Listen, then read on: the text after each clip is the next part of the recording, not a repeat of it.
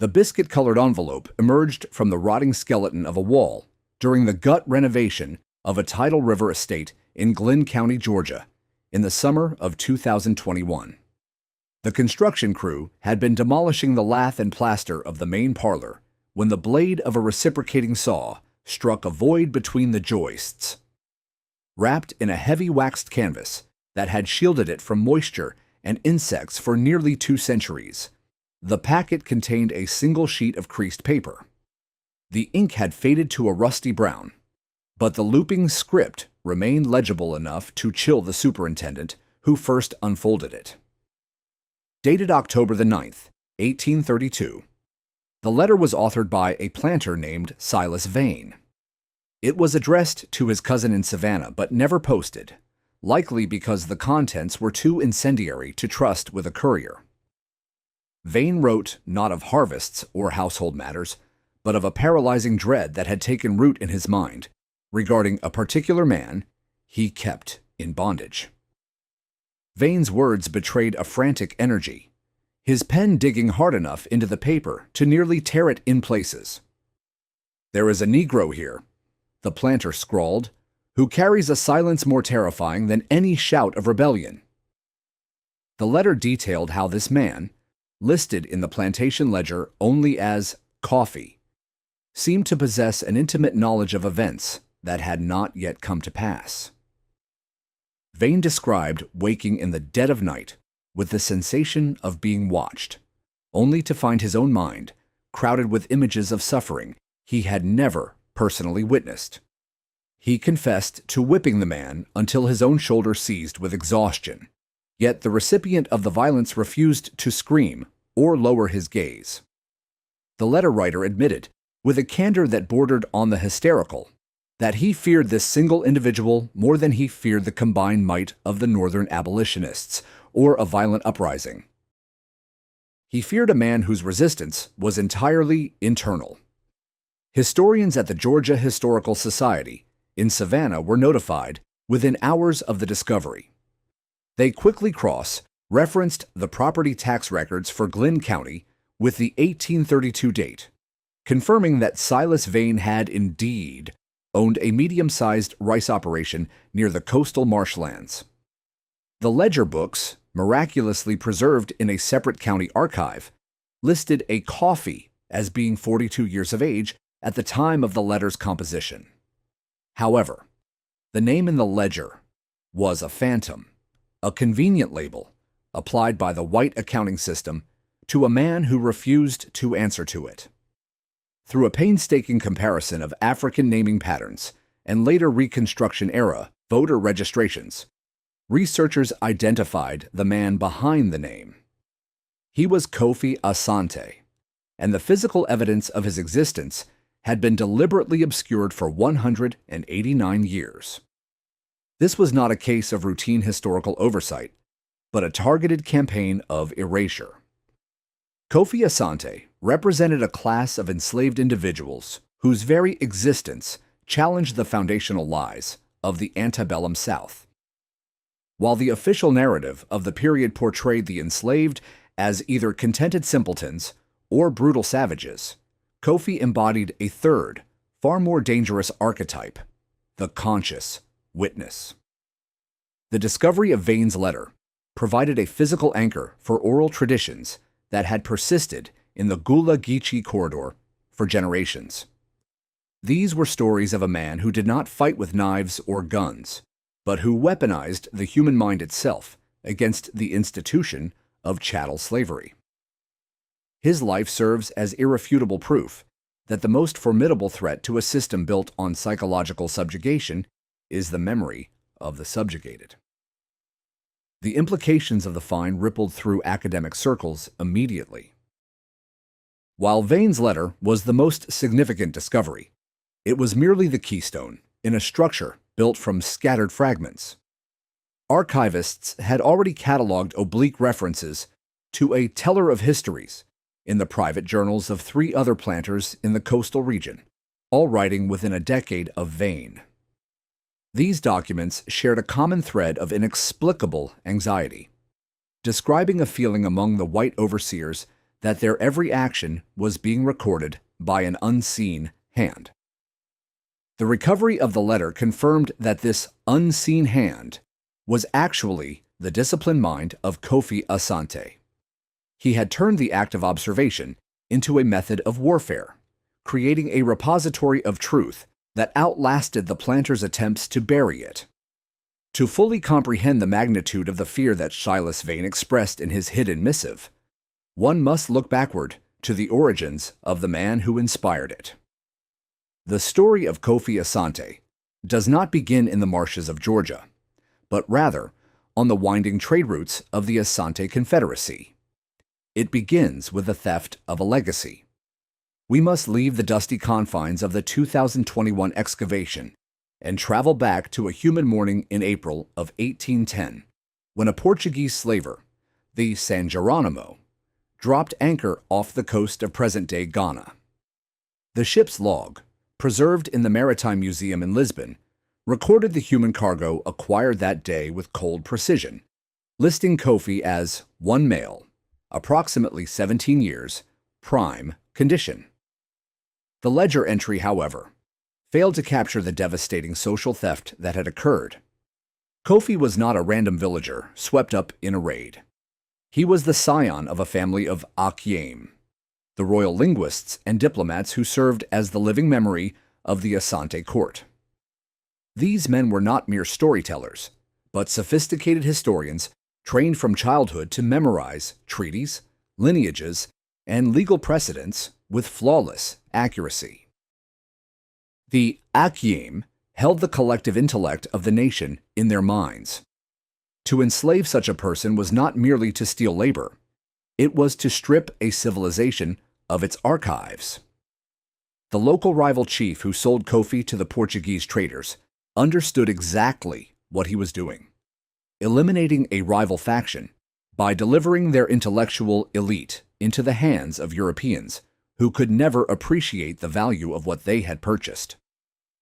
The San Geronimo was a vessel of the illegal transatlantic trade, operating just as the British Navy began to enforce their abolitionist patrols. Conditions in the hold were apocalyptic, even by the standards of the era. The ship's surgeon, a man named Bartolomeu dos Santos, kept a log that survives in fragments, detailing the mortality rates with clinical detachment. He noted that dysentery and despair claimed nearly a third of the captives before the ship even sighted land. Yet, amid the stifling darkness and the stench of death, Kofi found a mentor. Huddled in the filth of the lower deck was an older man, Osei, who recognized the markings on Kofi's skin and knew him to be of the Akyeme lineage. Osei was a high-ranking historian himself, captured in the same political purge. Over the course of the 6-week voyage, as the ship tacked and groaned across the Atlantic, Osei undertook the final and most critical work of his life. He did not speak of hope for rescue, for he was too wise for such fantasies. Instead, he focused on the survival of knowledge. "They can take your body," Osei whispered to Kofi in their native Twi dialect during the rare moments the crew was distracted, "but they cannot hold what is hidden in your blood." He began a relentless transfer of information, reciting genealogies that stretched back 10 generations, detailing the geography of trade routes, and imparting the psychological discipline required to hold complex memories intact under duress. This was not comfort, it was a burden. Kofi was being asked to become a living library in a land that burned books. The transfer of knowledge concluded in tragedy. As the coastline of Georgia loomed on the horizon, Osei succumbed to the fever that had been weakening him for days. His death was quiet, a slipping away of the spirit before the body ceased to breathe, a deliberate refusal to give the slavers the satisfaction of his suffering. In the hours before his death, he extracted a promise from Kofi. The boy was to remember everything: Osei's name, his lineage, and the specific details of the betrayal that had led them to the slave castle. Kofi memorized the dying man's lineage, a string of names and deeds that would have filled volumes had they been written down. When Osei's body was unceremoniously dumped into the churning waters off Tybee Island, Kofi remained as the sole repository of that history. When the San Geronimo finally docked in Savannah in the summer of 1810, the survivors were paraded onto the auction block at the Lower Market, a site now buried beneath modern development. The auction catalog listed Kofi simply as prime rice hand, reducing a future historian to a unit of agricultural potential. He stood on the wooden platform, his eyes scanning the faces of the buyers, not with fear, but with the calculating assessment of a strategist. He carried within him the complete intellectual heritage of a people, a weapon that his buyers could not see, feel, or confiscate. They purchased his muscles for their fields, but they inadvertently acquired a mind that would one day dismantle their world. The sale was finalized for $650, a pittance for a man who would prove to be the most dangerous enslaved person in the state's history. To comprehend the sheer terror that Silas Vane expressed in his hidden letter, we must leap forward from the auction block to a humid night in October of 1848. This temporal jump is jarring but necessary, for it was in that autumn year that the theoretical threat Kofi posed crystallized into a tangible reality for the white establishment. The location was a secluded clearing deep within the Pine Barrens of Chatham County, situated miles from the nearest big house or patrol road. It was here that the strategies of resistance, cultivated over decades of quiet tutelage, were put to the test in a manner no one could have anticipated. The clearing was not a site of insurrection in the traditional sense. There were no stockpiled weapons, no maps marking targets for destruction. Instead, the gathering represented something far more insidious to the slaving class, a clinic of memory. 12 enslaved individuals from 5 neighboring plantations had slipped away under the cover of darkness to attend this secret assembly. They ranged in age from teenagers to elders, all bound by the invisible thread of Kofi's teachings. Official court transcripts from the subsequent investigation identify them only by their first names and the surnames of their owners, a standard dehumanization tactic. However, the oral histories preserved by their descendants tell a different story. They had gathered not to plot arson or poisoning, but to practice the art of testimony. Kofi had trained them to access their deepest traumas: the separation from mothers, the lash of the whip, the suffocation of the spirit, and to articulate those experiences with a precision and emotional force that could shatter the complacency of any listener. The intrusion occurred shortly after midnight, purely by accident. 2 brothers, Daniel and Henry Culver, were returning from a failed hunting trip when the glow of a small fire caught their attention. The Culvers were men of standing in the community, known for their aggressive pursuit of runaways and their rigid adherence to the racial codes of the South. Intrigued by the unauthorized assembly, they tethered their horses and crept through the underbrush to observe. They expected to find a voodoo ritual or a drunken gambling ring, standard transgressions that could be punished with a swift whipping. What they stumbled upon instead was a psychological phenomenon that would leave one of them permanently shattered and the other dead within a year. From his position behind a screen of palmetto fronds, Daniel Culver later testified that the gathering initially seemed like a prayer meeting. But as he listened, the content of the prayers shifted into something unnerving. One by one, the participants stood and began to recount their lives. They did not speak in the shuffling, submissive dialect expected of slaves, but with an articulate, rhythmic power that commanded attention. A woman named Adais, purchased from a rice plantation near Darien, stood and described the moment her children were sold away. She did not merely state the fact. She rebuilt the scene in the air around them: the dust motes dancing in the sunlight, the smell of the auctioneer's tobacco, the specific pitch of her daughter's scream as hands pulled them apart.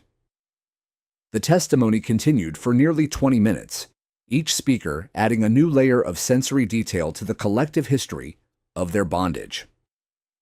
Henry Culver, the younger brother, began to exhibit signs of distress.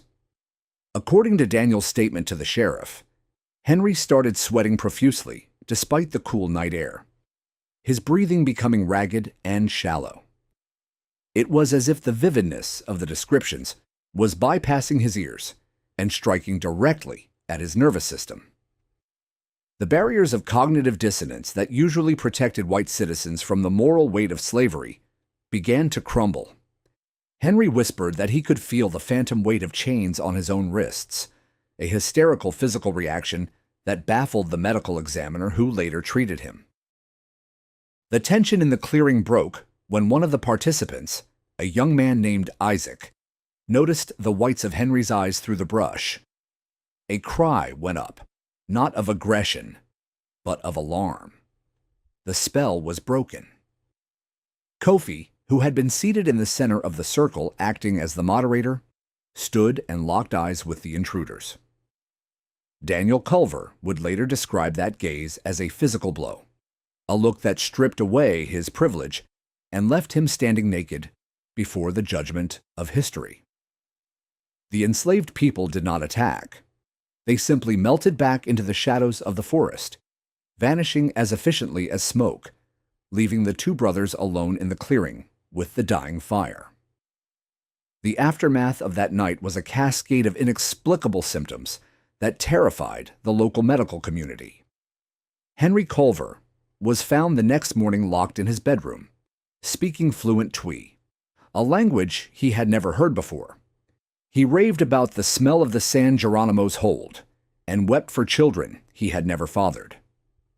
The local physician, Dr. Thaddeus Monroe, documented the case in his personal journal, now held at the Georgia Medical Society archives. Monroe wrote that the patient seemed to have been invaded by the memories of another man, a phenomenon that defied the materialist understanding of the human mind. Henry's condition deteriorated rapidly, and within 6 months he had taken his own life, unable to endure the constant barrage of foreign trauma. Daniel Culver, though physically unharmed, suffered a different kind of collapse. His testimony to the Chatham County magistrate was frantic and disjointed. He claimed that the enslaved possessed a power that was worse than a knife or a gun, a capacity to transfer their suffering into the minds of their masters. He warned the authorities that if this memory sorcery were allowed to spread, the entire foundation of Southern society would rot from the inside out. The magistrate, disturbed by the supernatural implications of the report, ordered the court records sealed, a bureaucratic suppression that lasted for over a century. This legal intervention marked the first time the state had formally acknowledged psychological resistance as a threat to public order. The panic among the slaveholding elite was instantaneous and visceral. A secret meeting of the Planters Association was convened in Savannah within the week. The minutes of this meeting, unearthed by a graduate student in 2019, reveal a palpable sense of existential dread. The planters debated whether Kofi and his followers had used substances, hypnosis, or some form of African witchcraft to incapacitate the Culver brothers. The possibility that mere storytelling could cause such devastation was too terrifying to accept, for it implied that the contented slave was a myth, and that every enslaved person was a potential time bomb of retributive memory. They concluded that the network Kofi had built had to be dismantled, but they faced a singular problem. They could not burn a memory or hang a thought. This incident in the Pine Barrens provides the essential context for the fear that radiates from Silas Vane's letter, written years earlier, but reflective of the same dread. The events of 1848 proved that the living library Kofi had constructed was not a passive archive, but a weaponized system of empathy. It demonstrated that the mind of the oppressor was vulnerable to the truth of the oppressed. As news of the Culver brothers' fate spread through whispered conversations in parlors and taverns, the name of Kofi Asante began to acquire a mythical, almost supernatural weight. He was no longer just a defiant slave. He was the architect of a new form of warfare. Having witnessed the devastating potential of Kofi's training in the woods that night, we must now rewind the narrative to trace the meticulous construction of his methodology.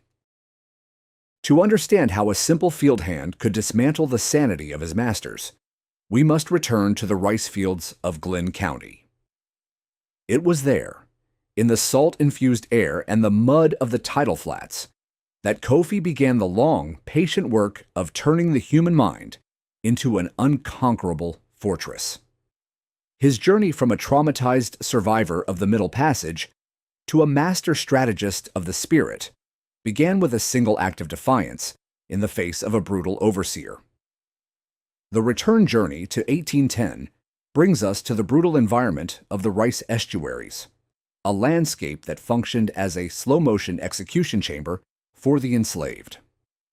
Cornelius Hatcher, the man who purchased Kofi at the Savannah auction, owned a tract of marshland near the mouth of the Altamaha River that he optimistically named Providence.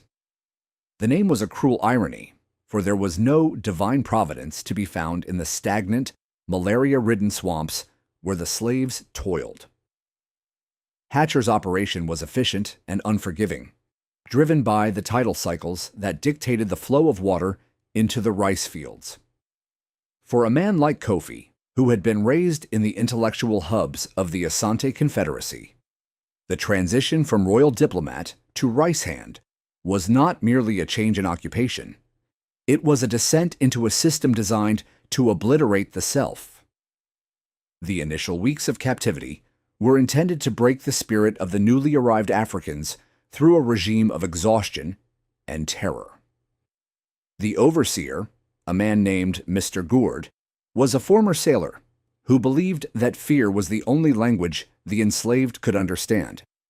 He carried a braided leather whip at all times, using it to communicate commands that the workers could not yet comprehend in English. The standard procedure for new arrivals was a seasoning period, designed to strip away African identity and force the adoption of a subservient plantation persona. Kofi observed this process with a clinical detachment, noting that those who physically resisted the whip were often worked to death within months, while those who surrendered psychologically became hollow shells. It was during a routine flogging of a fellow captive that Kofi first demonstrated the passive resistance that would come to define his legacy. Mr. Gourd had ordered a young woman to be beaten for failing to keep pace with the hoeing rhythm. Kofi stepped forward, not to intervene physically, but to stand in the line of sight. When Gourd turned his fury upon him, Kofi did not cower, avert his eyes, or beg for mercy. He stood perfectly still, absorbing the blows without a sound, his gaze fixed on the overseer with an expression of intense, analytical curiosity. This refusal to perform the expected theater of submission unnerved Gourd far more than a shout or a fight would have, as it suggested that his violence was being witnessed and catalogued by a mind he could not touch. This encounter established a dynamic that would fester over the coming years. Gourd reported the incident to Cornelius Hatcher in his nightly log, describing Kofi as a sullen and dangerous animal who required constant surveillance. Hatcher, a planter who prided himself on his scientific approach to agriculture, was intrigued by the report. He viewed his slaves through the lens of livestock management, and a beast that did not react to the whip presented a biological anomaly. While Hatcher instructed Gourd to maintain strict discipline, he also began to observe Kofi from a distance, watching for signs of the mental fracture that usually accompanied such defiance. He underestimated the resilience of a mind trained to hold the history of an empire. Kofi's resistance quickly evolved from individual defiance to communal preservation. Under the cover of the dense maritime forests that bordered the rice fields, he began to convene secret gatherings during the scant hours of rest permitted on Sundays. These were not religious services in the Christian sense, nor were they planning sessions for escape, which Kofi viewed as a temporary solution for a few individuals. Instead, he initiated a practice of blood memory, teaching the other enslaved people to construct mental palaces where they could store their histories. He taught them that while the white man could own their bodies and their labor, he could not occupy the private territories of their minds unless they allowed him entry. The methodology Kofi employed was derived from the ancient training of the Akyimt. He would instruct a small group to focus intensely on a single memory, the pattern of a mother's weaving, the taste of a specific yam, the sound of a village drum, and then link that memory to a physical location in the plantation landscape. A certain tree became a monument to a lost relative. A bend in the river became a reminder of a favorite fishing spot. By anchoring their African pasts to their American present, Kofi ensured that the landscape itself became a mnemonic device, a map of resistance that the overseers could read neither literally nor figuratively. Within 2 years, the atmosphere on the Providence plantation had shifted in a way that was difficult for the white management to articulate, but impossible to ignore. The enslaved community moved with a sense of shared purpose that went beyond mere survival. They began to develop a system of coded communication, using the rhythms of their work songs to transmit messages and the inflection of their spoken English to hide African syntax. Gord noted in his journal that the Negroes have become insolent in their silence, complaining that the air of defeated submission required for easy management had evaporated. The slaves performed their tasks with proficiency, but behind their eyes, Gord sensed a vast, inaccessible world that he found profoundly threatening. The turning point came in 1814, when Gord discovered a child of 5 reciting a lineage of names that included no one from the plantation. The child, born into slavery and knowing nothing of Africa, was reciting the genealogy of a Fante chief, a list Kofi had memorized years prior and passed on. When Gord interrogated the child, he learned that Kofi had been teaching the children stories of the time before the white men came. This discovery triggered a panic in Hatcher. The prospect of the second generation, those whom the system relied upon for a placid future labor force, being indoctrinated with a foreign identity, was a direct threat to the economic stability of the plantation. Hatcher summoned Kofi to the big house for the first time. The interview, documented in Hatcher's private correspondence, was intended to be a display of dominance. Hatcher offered Kofi a privileged position as a house servant if he would cease his teachings. Kofi refused, speaking in measured, accented English that startled the planter. He explained that his work was not a choice, but a duty to the ancestors. The quiet confidence with which Kofi rejected the offer terrified Hatcher more than any physical threat. Hatcher realized that this man operated on a moral architecture that the system of rewards and punishments could not penetrate. He concluded that Kofi's presence was a contagion of the mind that had to be excised before it spread to neighboring plantations. The decision to sell was made swiftly and quietly. Hatcher did not want to advertise the reasons for the sale, fearing it would draw attention to the efficacy of Kofi's methods. He contacted a slave trader named Silas Prewitt, who specialized in moving problem stock to the deep interior where their influence would be diluted by distance and isolation. On a rain-soaked morning in November of 1814, Kofi was chained to a line of 20 other unfortunates.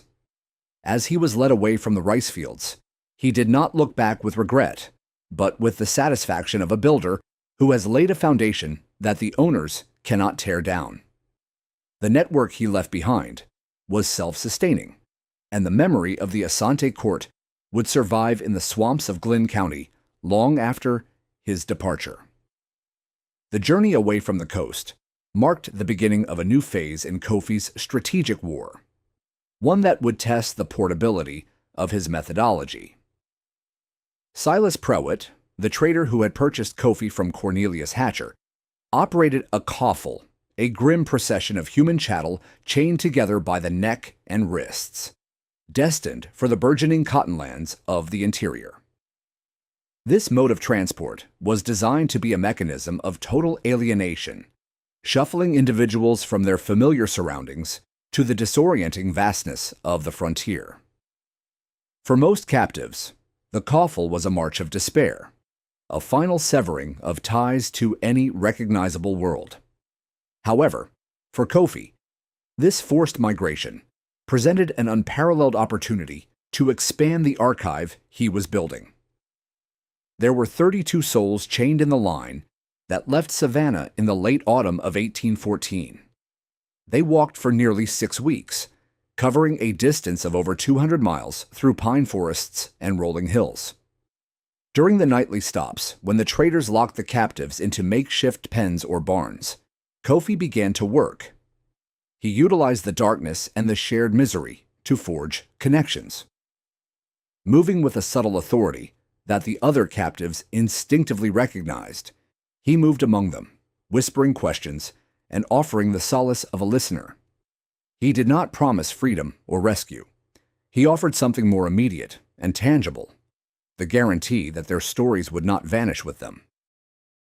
Kofi approached each person with the precision of a census taker, hungry for the details of their previous lives. He spoke to a woman named Amma, who had been a midwife in the Gambia, and memorized the herbal remedies she whispered into his ear. He listened to a man named Cato, who had been a carpenter in Charleston, and committed the layouts of the city streets to his mental map. In the span of that grueling march, Kofi absorbed the biographies of 32 individuals. He transformed the coffle from a funeral procession into a mobile library, ensuring that if even one of them survived, the stories of the others would survive as well. The psychological dynamic of the group shifted subtly as they moved westward. The traders, accustomed to managing broken spirits and physical exhaustion, noticed a change in the atmosphere of their cargo. The typical sounds of weeping or prayerful moaning were replaced by a low, rhythmic murmuring. The captives had begun to teach one another. Kofi had introduced the concept of linking, where one person's memory was anchored to another's. If a person forgot a detail of their history, their neighbor could prompt them.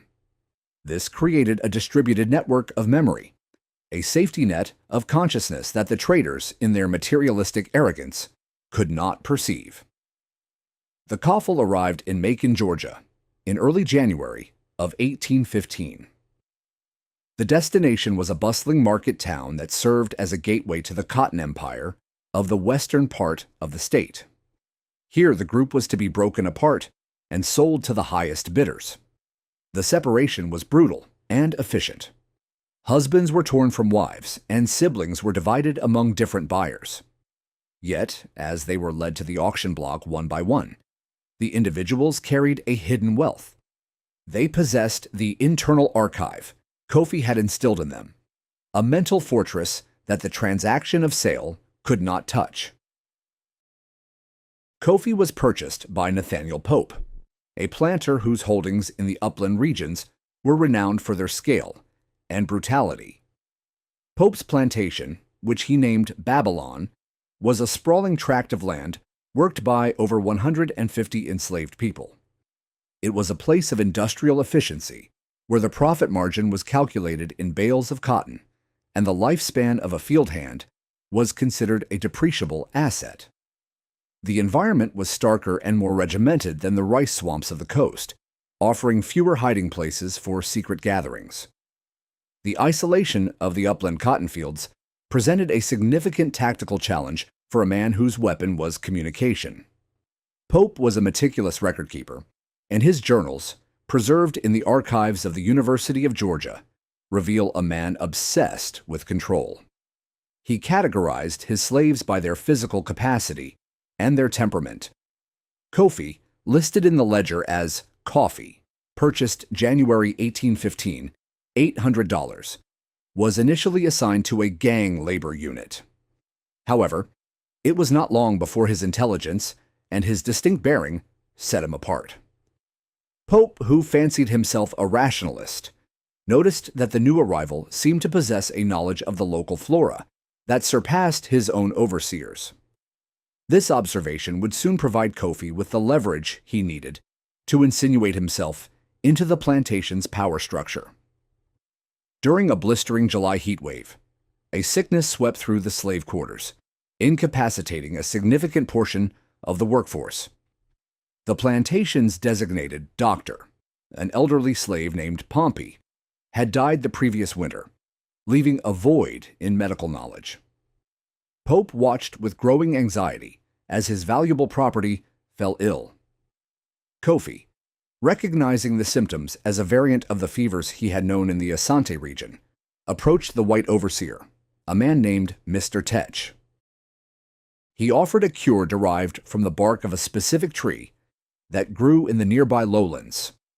Tech, skeptical but desperate, allowed Kofi to gather the remedy.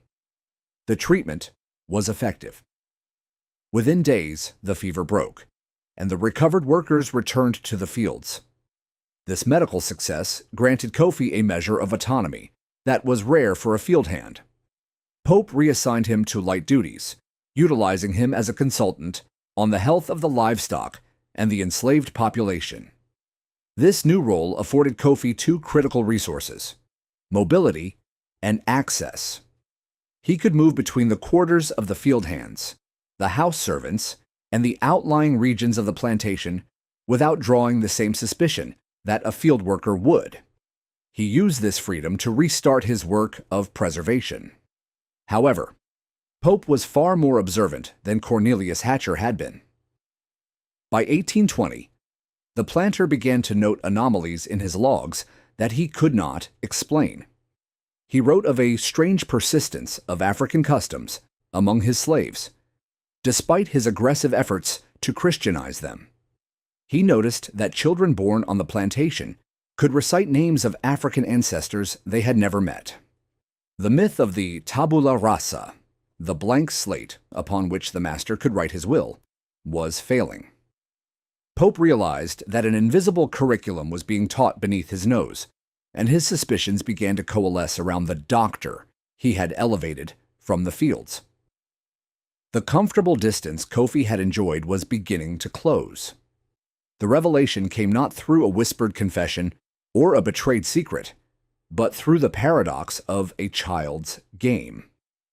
In the spring of 1822, Nathaniel Pope was crossing the yard near the slave quarters when he overheard his own son playing a counting game with two enslaved children. The game involved a rhythmic recitation of names and places that were distinctly not Georgian. The children were counting in a language that sounded like a garbled version of the tongues Pope occasionally heard from the new arrivals at the market, but the structure was too precise to be mere mimicry. They were reciting genealogies, listing ancestors who had lived and died on a continent the children had never seen, thousands of miles across the ocean. Pope, a man whose intellect was tuned to the mechanics of control, immediately grasped the implication. The tabula rasa he depended upon, the erasure of the African past, had been violated. The enslaved children, whom he assumed were blank slates for his own culture, were harboring a hidden inheritance.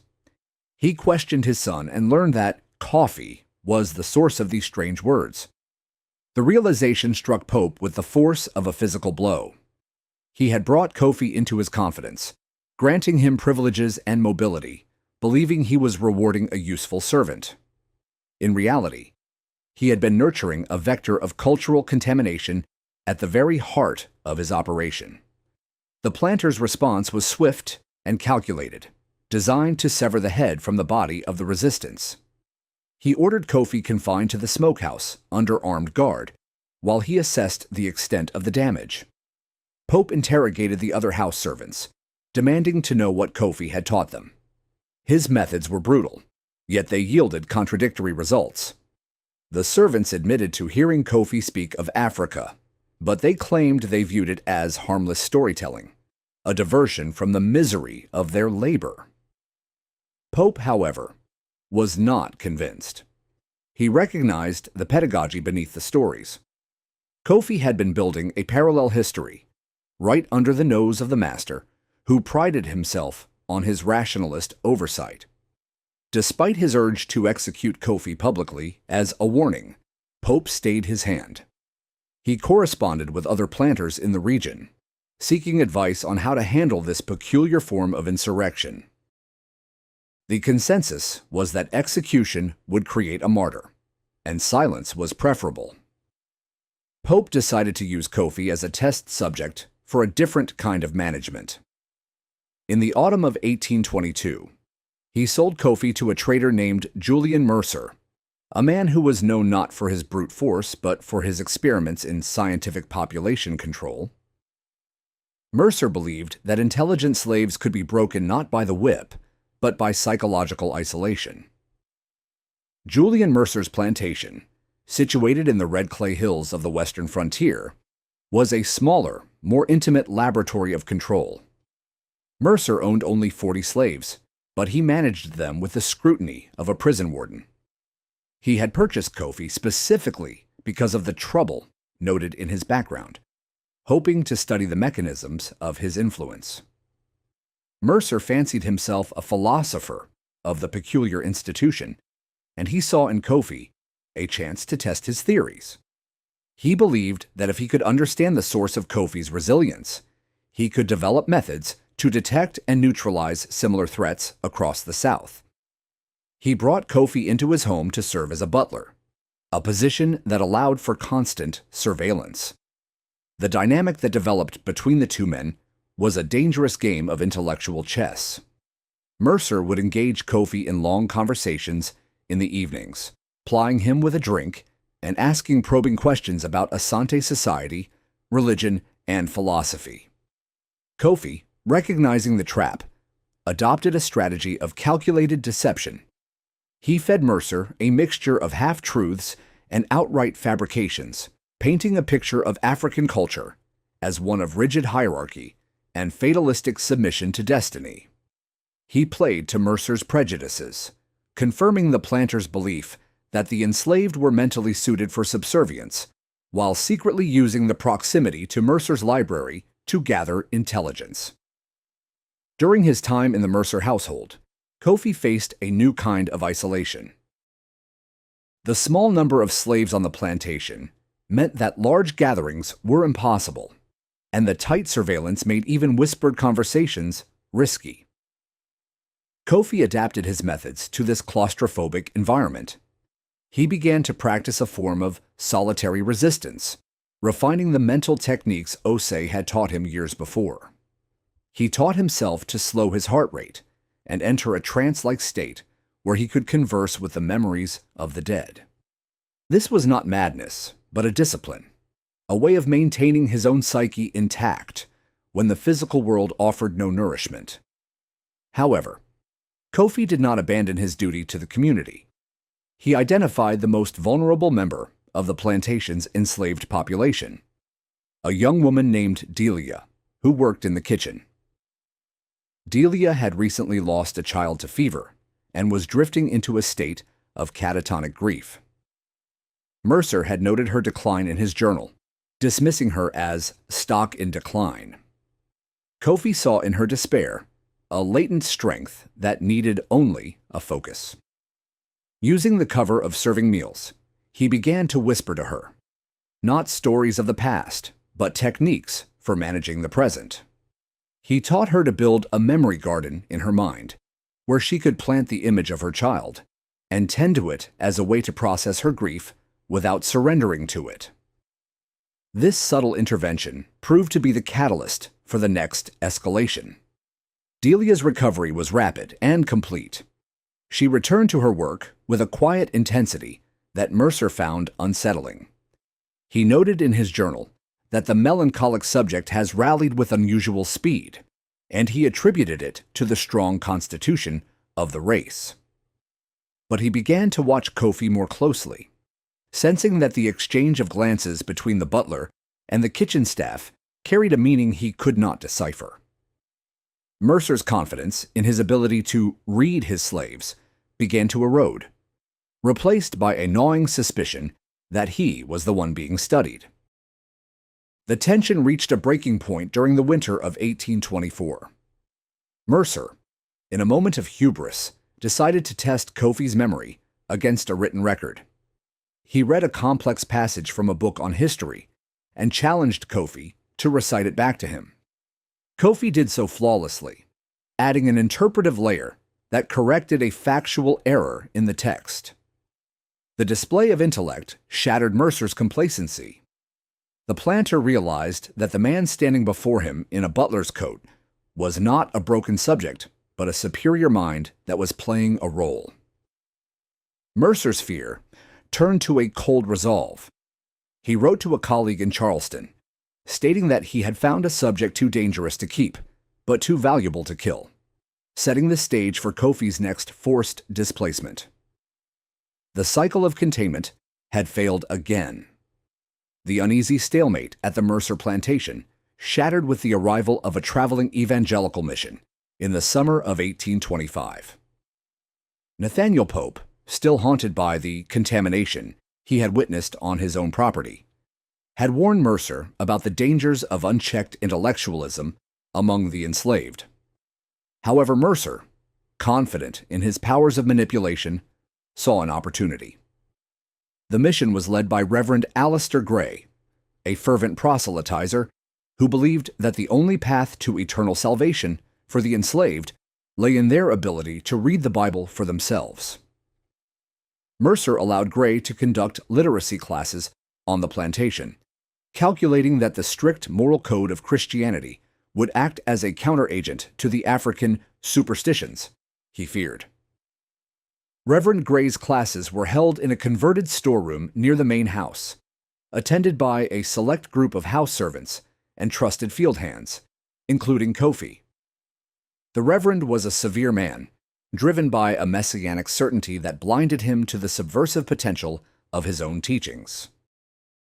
He viewed literacy purely as a tool for accessing Scripture, never imagining that the ability to decode symbols could serve a purpose beyond religious devotion. Kofi approached the lessons with a focus that unnerved the other students. For him, the alphabet was not a pathway to God, but a weapon of double-edged utility. He understood instinctively that the master's power lay in the written record, the ledgers, the bills of sale, the passes that authorized movement. To read was to steal the keys to the kingdom. Within 6 months, Kofi had achieved a level of fluency that Reverend Gray hailed as a miracle of divine intervention. In his diary, which is now part of the Southern Baptist Historical Library and Archives, Gray wrote glowingly of the apt pupil Kofi, describing him as a sponge for the Word of God. The Reverend failed to notice that Kofi's eyes rarely lingered on the verses commanding slaves to obey their masters. Instead, they devoured the Exodus narrative, the laws of the prophets, and the subversive rhetoric of the Gospels. Kofi began to synthesize the written word with his oral traditions, creating a hybrid theology that used the master's own holy book to justify the preservation of the African self. The discovery of writing on the plantation walls marked the end of Mercer's experiment and the beginning of a new crisis. In January of 1827, a house servant discovered a series of charcoal markings on the underside of a porch railing. They were not random scratches, but a list of names and dates. Mercer was summoned, and his heart sank as he recognized the precision of the script. It was a record of births and deaths on the plantation that contradicted the official ledger maintained by the overseer. The property had begun to keep its own books, hidden in the architecture of the master's domain. The realization struck Mercer with the force of a physical blow. The written word had escaped the Bible and was now documenting the reality of the institution. Mercer's response was immediate and severe. He convened a tribunal in the main house, dragging Kofi and the other literate slaves before him. The atmosphere was thick with the smell of tobacco smoke and the metallic tang of fear. Mercer demanded to know who had taught them to write, suspecting an abolitionist infiltrator. Kofi stepped forward, his demeanor calm, and took full responsibility. He explained, in his measured voice, that he had learned from the Reverend's Bible, as was intended. The defense was technically irrefutable. Mercer could not punish the slaves for learning what he had authorized them to be taught, but he recognized the loophole for the trap it was. The interrogation shifted focus. Mercer picked up the official plantation ledger and challenged Kofi to read from it. Kofi complied, reading the inventory of human lives with a flat, effectless tone. Then, in a moment of calculated audacity, he pointed to a discrepancy in the text. "You list this woman as aged 20, Kofi said, gesturing to an entry. "But she was born in the year of the Great Drought. She is 23. The record is wrong." The silence that followed was absolute. Kofi was not merely reading the master's language, he was correcting the master's history. He was asserting that the truth of the enslaved was more accurate than the bureaucracy of the enslaver. This act of intellectual dominance terrified Mercer more than a physical rebellion would have. He realized that Kofi possessed a living archive that invalidated the written authority of the plantation. If the slaves kept their own records, the legal foundation of slavery, that black people were property without history or agency, collapsed. The power of the ledger lay in its exclusivity. Once a counter-ledger existed, even in memory, the monopoly on truth was broken. Mercer wrote to his colleague in Charleston that night, admitting that the experiment had failed catastrophically. He could not kill Kofi without creating a martyr, nor could he keep him without risking the total erosion of his authority. The solution arrived in the form of a desperate sale. Mercer contacted a consortium of planters in Alabama who were looking for skilled laborers to expand their cotton operations. He sold Kofi for the sum of $1,200, a price that reflected his physical health but deliberately ignored his intellect. The bill of sale, filed in the Macon County Courthouse, describes Kofi as sound in body and limb, a final, ironic testament to the system's blindness. The traders were told only that he was a troublesome influence, a warning that was standard for rebellious slaves, but woefully inadequate to describe the danger Kofi posed. As Kofi was being prepared for transport, Mercer pulled him aside for a final conversation. "You think you have won," the planter whispered, his face pale and drawn. "But you are just one man, and I have 1,000 others." Kofi looked at him, not with hatred, but with the pity one might show a child. "I am not one man," he replied softly. "I am the memory of everyone you tried to forget." The statement was not a boast, but a statement of fact. The network he had built was no longer dependent on his physical presence. The written lists on the porch rails had been washed away, but the memories they represented were now embedded in the minds of 40 other people. The departure from the Mercer plantation signaled a shift in the landscape of Kofi's resistance. He was moving deeper into the interior, away from the coastal networks and into the raw frontier of the Cotton Belt. The next phase of his journey would test the adaptability of his methods in an environment of even greater brutality. The incident of the written wall had proven that literacy was a powder keg. The subsequent panic had shown that the masters were terrified of the spark. Now, Kofi would carry that spark into the heart of the Deep South, where the laws were harsher and the oversight was absolute. The war for the mind was about to enter its most dangerous theater. The legal transfer of Kofi's ownership to the Alabama Consortium placed him on a trajectory toward the raw frontier of the Cotton Belt. The destination was a sprawling operation in Macon County, owned by a planter named Silas Vane. Vane was a man whose reputation for scientific management masked a profound and corrosive paranoia. He purchased Kofi not for his field prowess, but on the recommendation of Julian Mercer, who had described the enslaved man as a psychological curiosity, a specimen whose resistance could be studied. Vane believed that if he could isolate the source of Kofi's influence, he could inoculate his own substantial workforce against the contagion of dissent. The transaction price, $1,200, was recorded in the county deeds, marking the beginning of a chapter that would eventually produce the terrified letter found in the wall. Vane's plantation operated on a principle of total surveillance. Unlike the sprawling, loosely supervised rice estates of the coast, this upland cotton farm was a study in claustrophobia.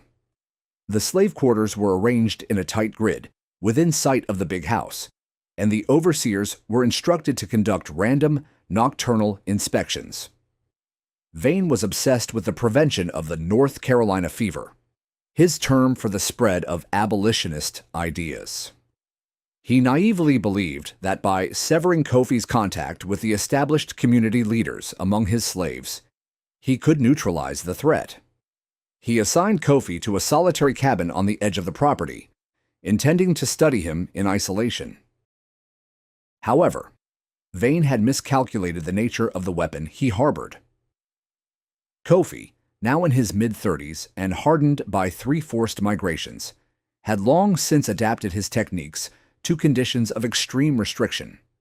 He recognized that Vane's obsession with control was also his weakness. The planter spent hours watching Kofi from the window of his study, trying to decipher the secret of his defiance. Kofi began to feed this obsession. He would work slowly, deliberately, executing tasks with a ritualistic precision that bordered on the eccentric. He would mutter to himself in Twi, knowing Vane was listening through the open windows, planting seeds of unease in the planter's mind. The psychological offensive escalated when Kofi began to exploit the planter's fear of the supernatural. During the sweltering summer of 1830, a series of unexplained misfortunes struck the Vane household. A prized mare went lame without cause. A smokehouse caught fire in the dead of night. Vane's wife suffered a persistent, hacking cough that no doctor could cure. While Kofi had no hand in these events, he did not discourage the rumors that swept through the slave quarters. He allowed the other enslaved people to believe that he possessed a direct line to the spirits of the ancestors, and that the white man's world was fragile in the face of that power. Vane's letters from this period, preserved in a private collection until their acquisition by a university archive in 2014, reveal a mind unraveling. He wrote to his brother in Savannah, complaining of insomnia and vivid dreams of drowning. He described finding himself weeping without cause, haunted by the sensation of chains on his own wrists. The psychological barrier that usually protected slaveholders from the reality of their cruelty was dissolving. Kofi had found a way to project the trauma of the enslaved directly into the mind of the master, bypassing the rational defenses that Vane prided himself on. The tension broke on a humid afternoon in October of 1831. Vane, exhausted and erratic, summoned Kofi to his study. The planter had been drinking, and his composure was fractured. He accused Kofi of cursing his family, demanding that the spells be lifted. Kofi stood in the doorway, his expression one of serene detachment. He spoke in a low rhythmic voice, reciting a genealogy of the Vane family, but twisting the narrative to include the names of the slaves they had worked to death. "Your grandfather built this house on the bones of the righteous," Kofi said calmly, "and the righteous remember." The effect on Vane was instantaneous and devastating. The planter collapsed into a fit of trembling, convinced that the dead were speaking through his own property. This confrontation precipitated the writing of the famous letter found in the wall. Vane, terrified that his peers would discover his mental collapse, could not confess his fear to a clergyman or a doctor. Instead, he poured his terror onto paper, sealing it in wax and hiding it within the architecture of his home. He wrote that he feared Kofi more than any army, for the enslaved man carried a silence that screams. The letter was a confession of impotence. The master had been defeated not by a physical uprising, but by the persistent, undeniable presence of a consciousness he could not own. Remarkably, Vane did not sell Kofi immediately. Instead, he retreated into a state of defensive avoidance, leaving the management of the plantation entirely to his overseers. He avoided looking at Kofi, crossing the yard to escape his presence. This vacuum of authority allowed Kofi to expand his influence among the enslaved community once more. He initiated a new form of teaching called witnessing meditation, instructing individuals to process their trauma internally. He taught them that the body could be captive, but the witness, the observing self, remained free. This practice allowed the enslaved to maintain their dignity under the daily assaults of bondage. By 1832, the Vane plantation was a paradox. On the surface, it ran with the efficiency of a well-oiled machine. The cotton production was high, and the discipline was strict. But beneath the surface, the enslaved population had achieved a level of psychological autonomy that terrified the local white establishment. They moved with a coordinated purpose, their eyes holding a calmness that unnerved the overseers. The whites sensed that they were being watched, judged, and remembered by a community they could not truly see. The contagion that Vane had tried to study had infected the very air of the property.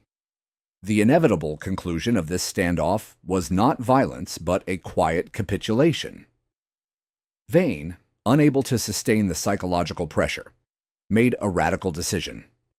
In the winter of 1832, he filed a deed of manumission for Kofi, citing vague services rendered in the official record.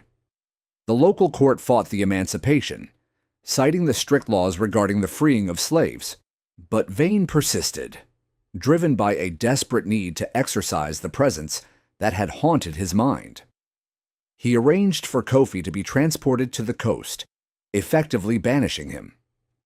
Vane then sold the plantation and retreated to a sanitarium in Virginia, a broken man fleeing the witness he could not silence. Kofi, now in his 40s, was free, but his work was far from over. The document of manumission that Silas Vane signed in the winter of 1832 did not grant Kofi Asante the liberty that most free men enjoyed. Instead, it thrust him into the precarious existence of a free black man in the Deep South. Vane had arranged for Kofi to be transported to the outskirts of Savannah, a city where the free black population was large enough to offer a fragile cloak of anonymity, but where the laws restricting movement and assembly were tightening by the day. Kofi found himself in a cramped boarding house in the Yamacraw district, a neighborhood of narrow lanes and wooden shanties that housed the city's marginalized population. He was free in the eyes of the law, yet he remained trapped in a society that viewed his autonomy as a threat to the natural order. The transition from the structured horror of the plantation to the chaotic freedom of the city required a rapid adaptation of Kofi's methods. On the plantation, the community had been a captive audience, bound together by shared suffering and proximity. In Savannah, the African diaspora was fragmented, scattered across a bustling port city where survival often depended on keeping one's head down. Kofi realized that he could not simply start preaching in the streets. He needed a profession that would allow him to move through the different strata of society, from the docks where enslaved men loaded bales of cotton to the parlors where free people of color worked as artisans and servants. He found this role in the unlikeliest of places, the funeral industry. Kofi leveraged the medical knowledge he had cultivated on the Pope and Vane plantations to secure work as an assistant to a free black undertaker named Ezra. The job involved preparing bodies for burial, a task that placed him at the intersection of life and death, a liminal space where the barriers between people often dissolved. In the quiet back rooms of the funeral parlor, as he washed and shrouded the deceased, Kofi found a unique audience. The families of the dead, in their moments of raw grief, were open to conversations that would have been impossible in the light of day. He began to use these encounters to gather the histories of the recently departed, promising the grieving families that their loved ones would not be forgotten. This work allowed Kofi to construct a vast, invisible network across the city. He kept a mental ledger of the people he prepared for burial, noting their tribal marks, their family connections, and the stories of their lives that were whispered by their kin.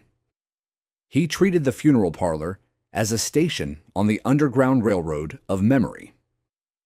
When a prominent free black carpenter died in 1835, Kofi learned from the man's widow that he had been secretly teaching mathematics to enslaved children. Kofi memorized the carpenter's lessons, ensuring that the knowledge would survive the man's death. In this way, the parlor became a library, and the dead became teachers for the living. However, the growing restrictions on free black life in Georgia soon threatened Kofi's fragile stability. Following the Nat Turner Rebellion in Virginia, the Georgia legislature passed a series of draconian laws aimed at curbing the influence of free blacks. One such law required all free black men to have a white guardian who would be responsible for their conduct. Another prohibited free blacks from returning to the state if they left. The legal vice was tightening, and Kofi knew that his status as a free man could be revoked at the whim of any white person who took issue with his presence. He needed to ensure that his work was portable, that the archive he was building could not be destroyed by a single act of legal aggression. It was during this period of heightened surveillance that Kofi began to formalize the witnessing circles mentioned in the oral histories. These were not large gatherings, which would have attracted the attention of the City Watch, but intimate sessions held in the basements of churches or the back rooms of black-owned businesses. Kofi would meet with small groups of trusted individuals, free black artisans, literate house slaves, and riverboat workers, and teach them the mental techniques he had refined over 3 decades. He taught them to build memory palaces in their minds, associating complex historical data with familiar city landmarks like the lighthouse on Tybee Island or the massive oak trees in the public squares. The pedagogy shifted from simple preservation to active preparation. Kofi recognized that the mental archives they were building would one day be needed as evidence. He instructed his students to focus on the details that would hold up in a court of law or before a tribunal: dates, physical descriptions, the specific names of ships and captains involved in the illegal slave trade. He taught them to strip away the emotional fog of trauma and record the facts with the precision of a legal clerk. A student named Samuel, who worked on the docks, was tasked with memorizing the registration numbers of every ship that entered the harbor, creating a record of the illicit human cargo that still flowed into the city, despite the bans. By 1840, Kofi's network had expanded beyond Savannah. The riverboat workers who attended his circles carried his methods up the Savannah River and into the interior of the state. They established satellite circles in Augusta and further inland, linking the urban free black community with the enslaved populations on the plantations. This distributed network was Kofi's masterpiece, a resilient web of memory that could survive even if the masternode, Kofi himself, were removed. He had effectively created a decentralized intelligence agency, operating entirely within the minds of the oppressed, invisible to the panoptic surveillance of the slave state. The stability of this network was tested in the economic panic of 1841.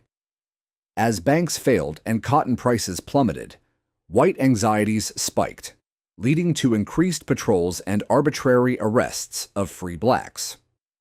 Kofi was briefly detained on suspicion of harboring runaway slaves, a charge that could have resulted in his re-enslavement. During his 3 days in the city jail, he maintained absolute silence, refusing to speak even to the other prisoners. His silence was not a retreat, but a demonstration of his discipline. He knew that the authorities were looking for evidence of a conspiracy, and he gave them nothing. The lack of any spoken evidence, combined with the intervention of a white contact from his undertaker days, secured his release. This brush with the legal machine reinforced Kofi's resolve to perfect the weaponized testimony that would eventually terrify the Culver brothers. He realized that the spoken word could be twisted or ignored, but the direct transmission of memory, the ability to make a listener feel the truth, was unassailable. He began to train his most advanced students in the oratory techniques of the Akim, teaching them to use rhythm, tone, and silence to bypass the logical defenses of the white listener.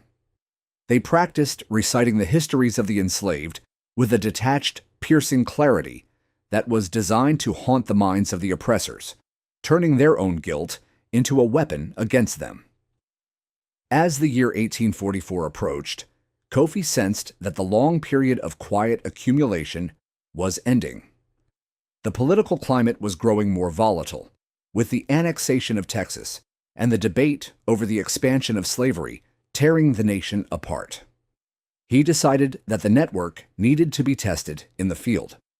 He selected his 12 most capable students, individuals who had mastered the art of memory preservation and the oratory techniques of witnessing. They were to meet in a secluded location outside the city limits for a final exercise, a simulation of the testimony they might one day give before a court or a crowd.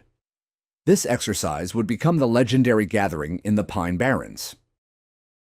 The gathering in the Pine Barrens on that October night in 1848 was intended to be the culmination of Kofi's life work, a proof of concept for a weapon that had been 38 years in the forging. The 12 individuals who slipped through the shadows to reach the secluded clearing were not mere followers.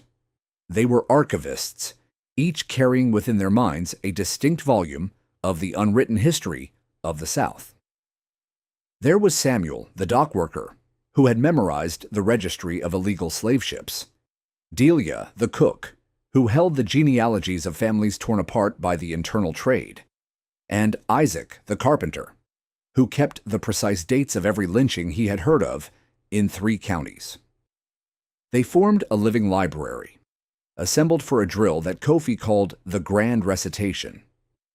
Kofi stood in the center of the circle, his hair now gray and his face lined with the map of his journey. He did not speak as a preacher, but as a conductor, tuning an orchestra.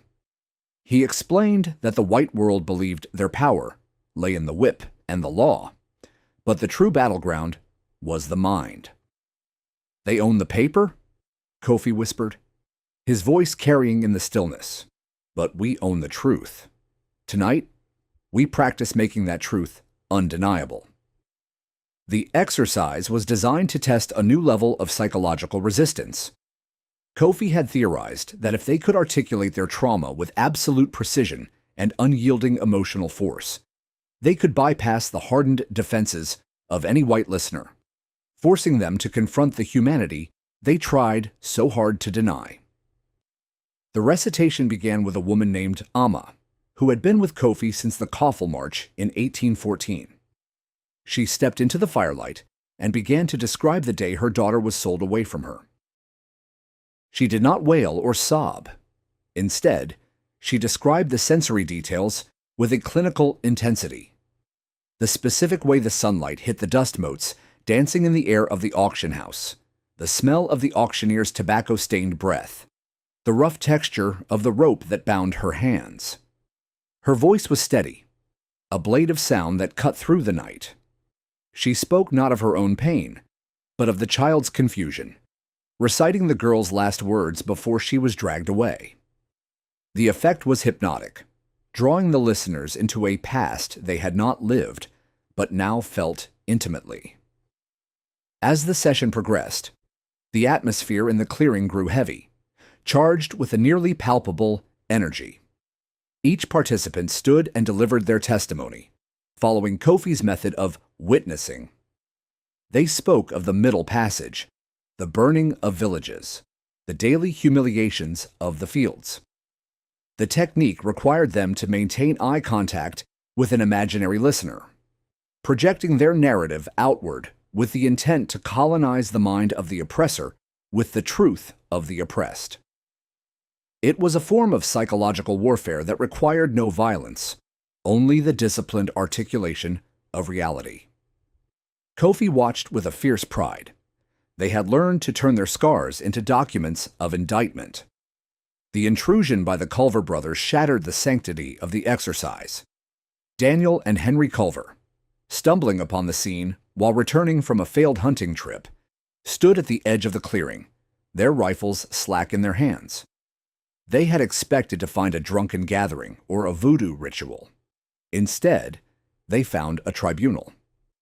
Kofi did not order his students to flee or attack. He maintained the discipline of the circle. "Continue," he commanded softly. "They have ears. Let them hear." He recognized that this was not an interruption, but an unintended field test of the weapon they had been building. The white men were now the target audience. Isaac, the carpenter, was the one speaking when the Culvers settled in to listen, hidden by the foliage, but entranced by the strange, rhythmic speech. Isaac described the construction of a coffin he had been forced to build for a child who had died from a whipping. He detailed the measurements of the wood, the smell of the pine, and the sound of the mother weeping as she watched the box being nailed shut. The specificity of the testimony was a hook that caught in the minds of the white listeners. Daniel Culver later testified that he felt as if he were standing in the carpenter shop, the sawdust coating his own skin. The barrier of otherness that allowed whites to distance themselves from black suffering began to dissolve. The breakdown of Henry Culver began slowly, manifesting as a physical tremor that the brothers initially attributed to the cold night air. As Adaze took the floor and began to recite the lineage of a chief who had been beheaded before his people, Henry began to gasp for air. He clutched his chest, overwhelmed by a sudden, inexplicable grief for a man he had never met. The psychological dam had burst. The vividness of the testimony, combined with the emotional intensity Kofi had trained into his students, acted like a contagion. Henry began to mutter fragments of Adazi's story, his mind unable to distinguish between his own memories and the ones being projected into him. The climax of the night came when Kofi himself stepped forward to address the intruders directly, sensing their presence. He did not raise his voice or threaten them. He simply turned his gaze toward the darkness where they hid and spoke a single sentence that would later be cited in court documents as the source of the witchcraft. "You are witnesses now," Kofi said, his voice resonant, "and a witness cannot unsee what has been shown to them. Go home and try to forget us." The command was a seed planted in their psyches, a challenge to their sanity that they would fail to meet. The Culvers fled the clearing in a panic, stumbling through the underbrush, pursued not by men, but by the ghosts of the stories they had heard. The immediate aftermath of the incident was a chaotic mix of terror and vindication for Kofi's students. They dispersed quickly, melting back into the night before the authorities could be summoned, leaving no physical trace of their gathering. But they left something far more durable behind. The Culver brothers carried the memories of the enslaved back into the white world, injecting a virus of truth into the heart of the community that owned them. Kofi had proven that the mind of the oppressor was vulnerable, that the carefully constructed narrative of white supremacy could be cracked by the weight of the testimony it sought to suppress. The legislative response that followed, the laws prohibiting memory preservation and restricting gatherings, was a badge of honor for Kofi. It was an admission of defeat by the system. They could legislate against guns and knives, but they had to pass specific laws against remembering because they had finally realized that the mind of the slave was a territory they could not conquer. The suppression campaign that burned records and silenced orators was a rearguard action fought by men who knew they were losing the war for history. The memory sorcery that the Culvers feared was nothing more than the truth, spoken aloud with the discipline of a generation that refused to be erased.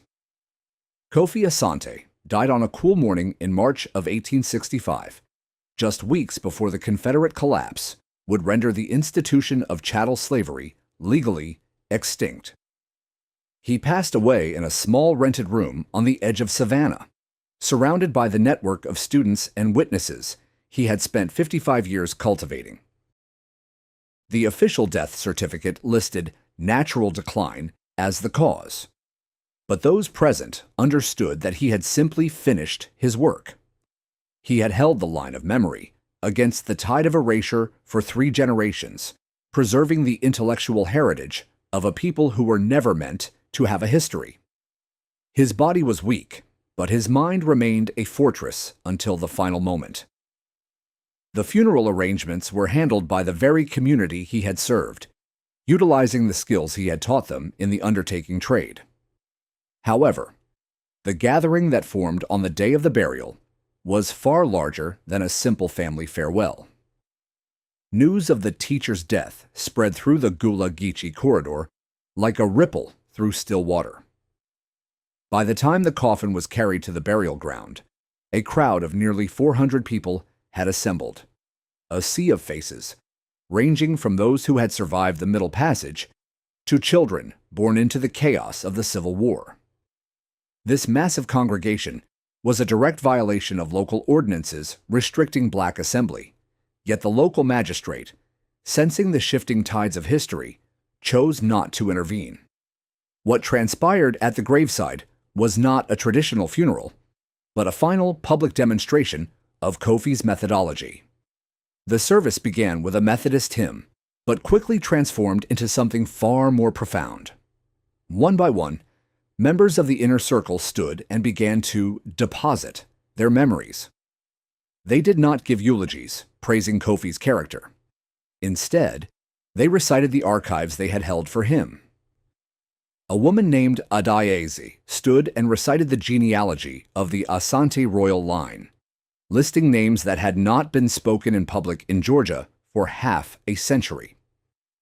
A man named Samuel read from a mental ledger, listing the names and dates of 112 individuals who had been sold away from the Savannah docks, ensuring their existence was acknowledged. This public recitation served as a defiant answer to the system that had tried to silence them. The white spectators who stood at a distance watched in a state of confused awe. They witnessed a community reclaiming its past in real time, reconstructing a history that the plantation records had deliberately omitted. The testimony was precise, citing dates, locations, and the names of perpetrators, transforming the burial ground into a court of historical record. It was a declaration that the era of enforced forgetting was over, and that the witnesses had survived to tell the tale. The sheer volume of data contained in the minds of the mourners was a testament to the success of Kofi's lifework. Immediately following the funeral, a coordinated effort was launched by the former planters to suppress the story that had been unearthed that day. The local newspapers, still under the influence of the landed gentry, printed a brief notice describing the funeral as a modest affair, deliberately omitting the recitation of the archives. Ministers were pressured to discourage similar gatherings, warning of disorder and superstition. A quiet but thorough purge of plantation records began across the region, with ledgers documenting punishments and sales being burned in bonfires.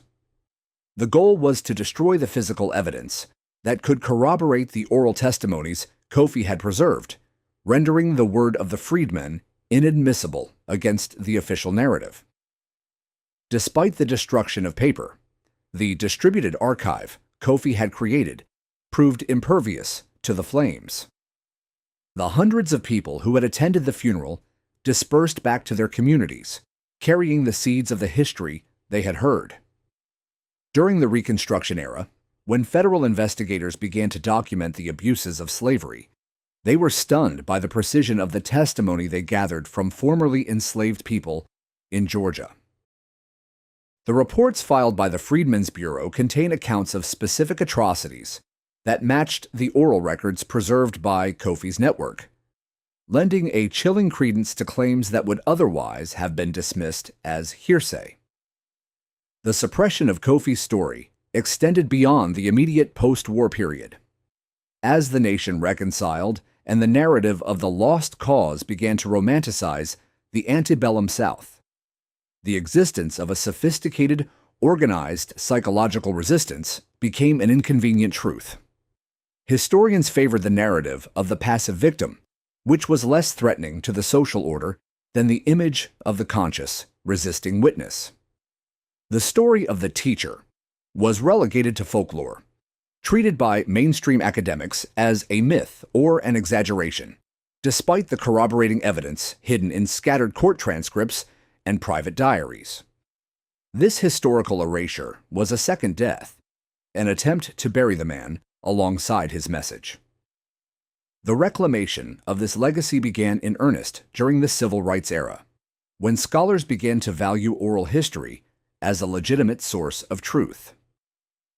Researchers like Dr. Margaret Chen, working in the late 20th century, began to piece together the fragments of Kofi's life, connecting the oral traditions of the Gula Geechee people with the physical evidence that had survived. The discovery of Silas Vane's letter in 2021 provided the final piece of the puzzle, offering a primary source that validated the fears of the slaveholders. The letter proved that the whites had understood the threat Kofi posed, acknowledging that his weapon, memory, was more durable than their laws. The unearthing of the letter in the wall of the Glynn County estate closes the loop on a story that spans 2 centuries. It validates the oral histories passed down through generations and exposes the deliberate gaps in the official record. Kofi Asante did not leave behind a monument of stone or a library of books. He left a living legacy embedded in the minds of his descendants. The fact that his story can be told today, in defiance of the generations of silence, is the ultimate victory of his method. He taught that a witness cannot be silenced if the memory is preserved, and the discovery of the letter serves as the final witness testifying from beyond the grave. The life of Kofi Asante forces a re-evaluation of the history of resistance. It challenges the simplistic dichotomy of slave and master, revealing a complex landscape of psychological warfare. It demonstrates that the battle for freedom was fought not only in the fields and on the battlefields, but in the quiet, internal sanctuaries of the human mind. Kofi's legacy is a reminder that the most powerful weapon against tyranny is the refusal to forget. The truth he preserved, buried in walls and memories for nearly 200 years, has finally surfaced, answering the call he made in the Pine Barrens. The witnesses have returned, and they are ready to speak.